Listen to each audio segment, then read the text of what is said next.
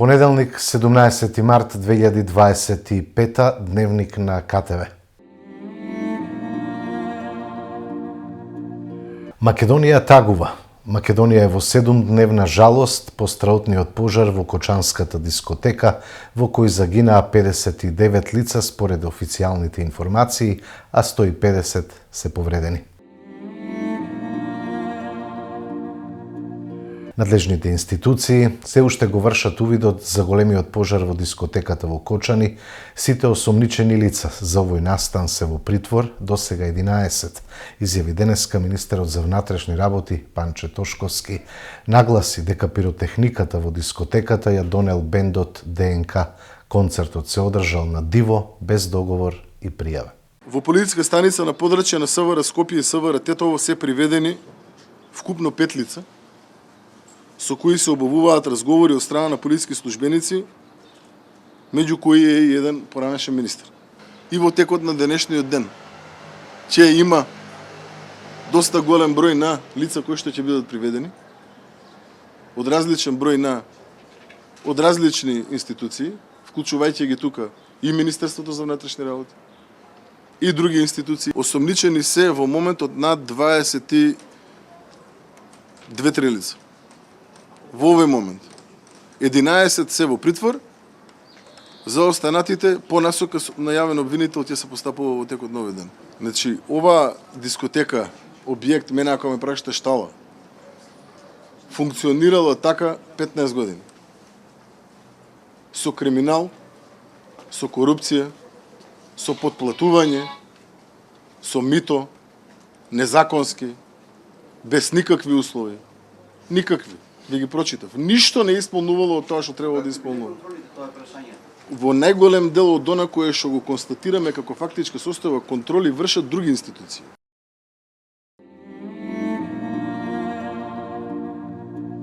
Сопругата на Андреј од ДНК вели дека лажат дека пиротехниката ја донел бендот. Не штитете некој кој треба да е зад решетки, стои во постот на Facebook објавен од нејзина страна денеска. Пренесуваме што таа напиша. Во овој момент, кој е најтежок за нас, медиумите и државните институции, ме предизвикувате за прв пат да се обратам до македонската јавност.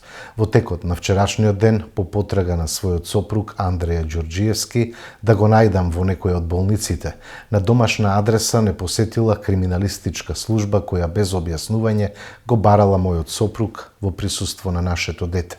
Истата служба ме побара телефонски во неколку наврати со најнехуман однос да дадам информација каде е мојот сопруг со цел да даде изјава за настанот, зашто истото прашање го упатив кон нив.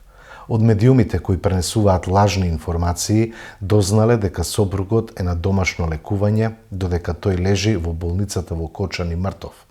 Ги замолувам сите јавни медиуми да не шират дезинформации на социјалните мрежи. Ги замолувам и јавните органи да си извршат детален увид за целиот трагичен настан.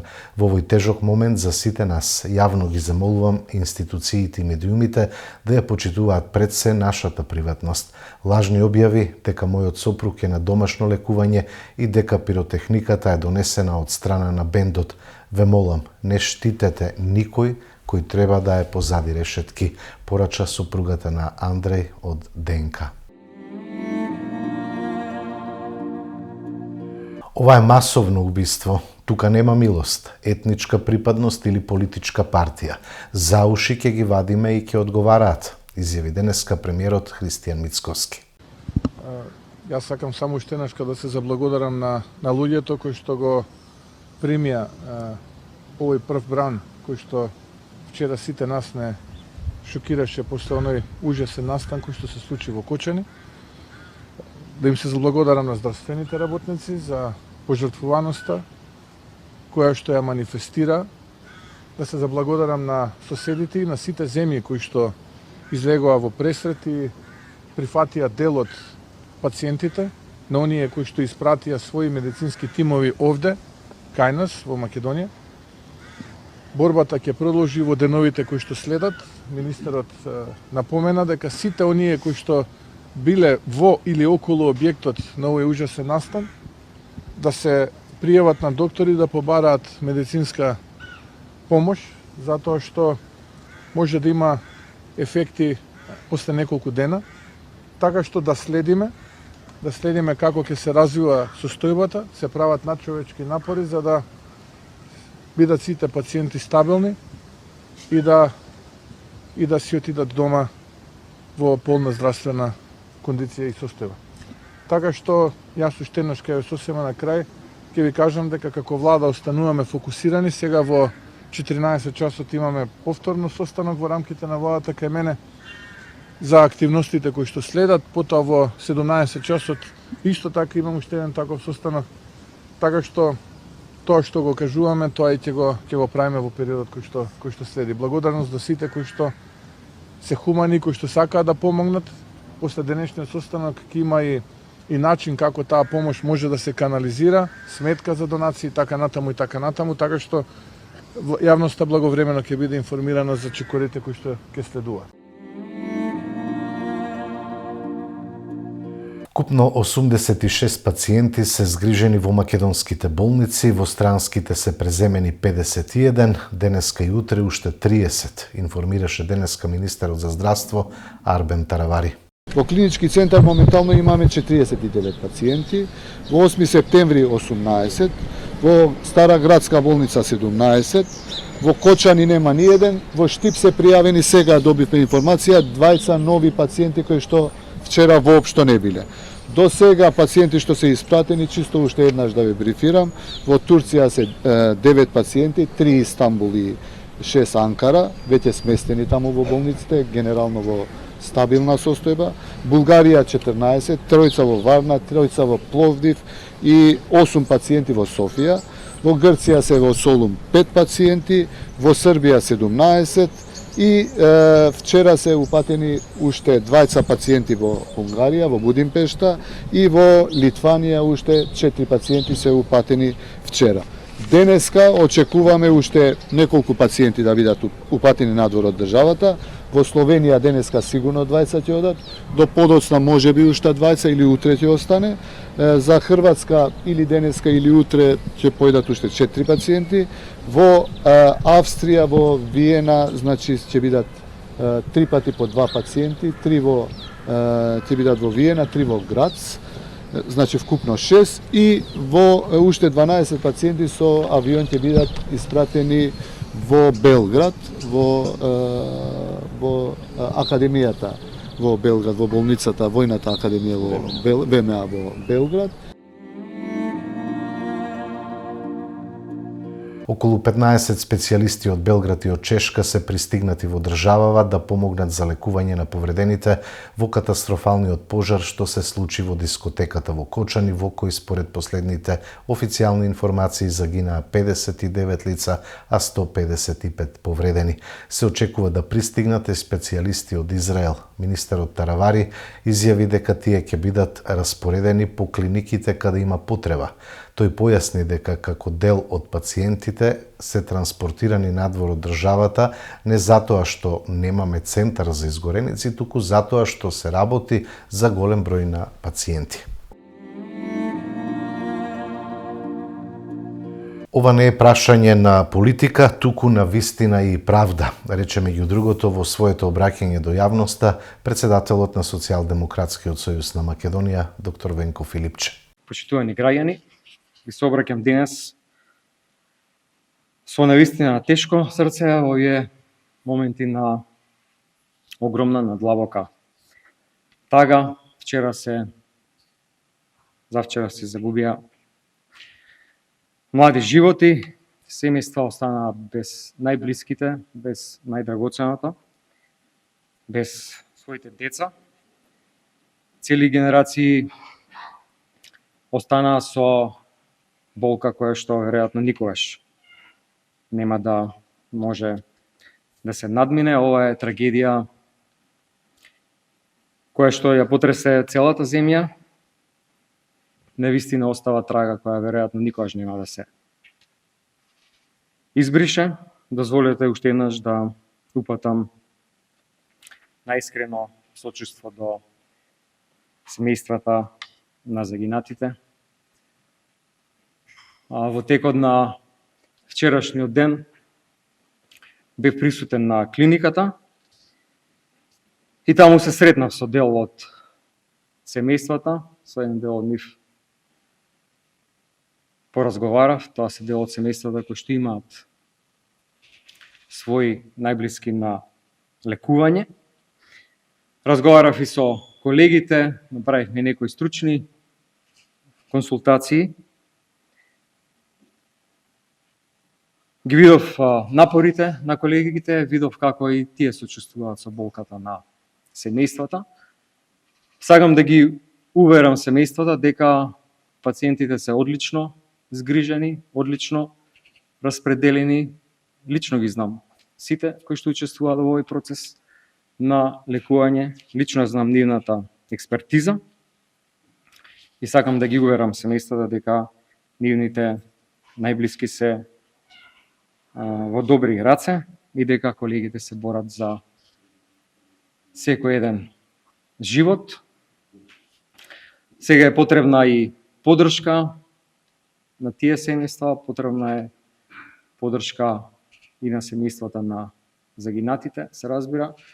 Апелирам до министерот Таравари да формира мобилни тимови и да од тие тимови од клиниката за психијатрија, од другите институции бидат на располагање на семејствата во Кочани, да се разговара посебно во пресред на тоа што таму сега ќе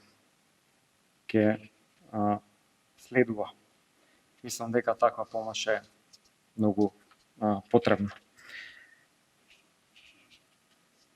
Почитувани граѓани, ние сме денеска рането општество. Довербата во институциите е срозена и ако сакаме таа доверба да ја вратиме, мора да има целосна, транспарентна и објективна истрага. Никој не смее да биде поштеден, ниту актуелни, ниту поранешни функционери или службеници. И тоа не е прашање на политика, тоа е прашање на вистина и на правда. Трагедијата е преголема да се дозволи сенка на сомнеш, затоа што ако постои најмала индиција дека некој се штити, тоа ќе биде удар врз целото општество. И затоа апелирам до истражните органи, обвинителството, редовно да се известува секој ден, ако е потребно 2 пати во денот, што точно се прави за да се спречат шпекулации. Потребна е одговорност на секој еден, потребна е одговорност на сите нас како граѓани. И ни е потребно единство, ова не е време за политички пресметки. Треба да покажеме човечност, а јас ви ветувам дека нема да дозволам политизирање на целиот овој процес. Исто како што нема да дозволиме некој да биде поштеден и како опозиција будно и интензивно ќе пратиме овој процес да оди во правилна насока. Ние сме одговорна и државотворна партија. Излегуваме во пресред на сите иницијативи кои што водат кон расчистување на случајот и идентификување на причините за истото. Истовремено, како партија, го нудиме целиот наш капацитет, човечки, интелектуален, да помогнеме во овој процес. Затоа што ова е ситуација која што мора да сме сплотени и да покажеме верба во принципите. Секој акт на морална одговорност од наша страна ќе биде поздравен. Апелирам до безбедносните служби да пратат евентуални насоки, сигнали за прелевање на некакви кризи од семејството. Тоа на нашето мултикултурно, мултиетничко општество не му е потребно. Трагедиите можат да уништат една нација, но и да ја заекнат. Од нас зависи како ќе излеземе од сето ова. Како држава што нешто научила и донела правда, или како општество што дозволило ова се заборави. Вечна им слава на починатите, македонскиот народ нема да заборави оваа трагедија, а наша одговорност е да осигураме дека ова никогаш повеќе нема се повтори. Утро во Кочани го разбуди уште една трагична вест. Почина Иле Гоцевски, возачот на итната медицинска помош, кој вчера неуморно ги превезуваше повредените од трагедијата што се случи вчера рано утро во дискотеката Пулс, во која како последица на пожар загинаа 59 млади луѓе, а повеќе од 155 беа повредени. Колегите и вработените во општата болница Кочани утрово се простуваа од Иле Гоцевски. Гоцевски бил долгогодишен возач на возила во итна помош во Кочани, кој синоќа починал откако по напорниот и долг ден во кој пренесувал повредени од пожарот, отишол дома да одмори, но не се разбудил. Градоначалникот на Кочани Љупчо Папазов си поднесе неотповиклива оставка на Фејсбук и побара институциите да ја испитаат одговорноста за пожарот. Градоначалникот Митко Јанчев со длабока тага и болка изразува длабоко сочувство за трагедијата во Кочани, каде во пожар во дискотека загинаа повеќе од 50 лица. Тој упатува искрени зборови на поддршка до семејствата на жртвите и истакна дека е подготвен да помогне на секој можен начин во овие тешки моменти. За утре во 12 часот се најавува собир на средношколците од Кавадарци на градскиот плоштад. Таков повик се споделуваше денеска на социјалните мрежи. Целта, како што се пишува, е да се оддаде почит на загинатите во Кочани. Со 7-минутен молк, точно напладне, почна денеска собирот на студентите и учениците од средните скопски училишта пред платото на Универзитетот Свети Кирил и Методиј во Скопје, каде денеска се одржа заеднички час во знак на почит на жртвите од пожарот во дискотеката во Кочани. Ниту дождот не ги спречи студентите и учениците да стигнат до универзитетот и да учествуваат на настанот со кој се изразува солидарност на семејствата на загинатите и почит на жртвите. Тие на платото пред Дуким палеа свеќи и се потпишуваа во книгата на жалост.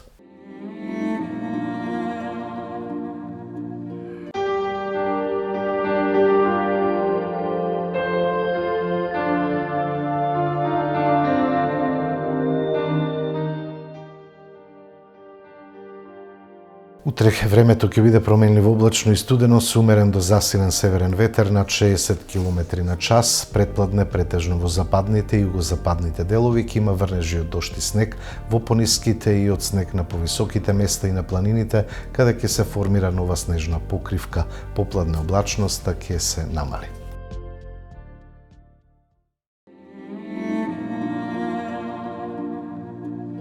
Тоа беа содржините во дневникот. До гледање.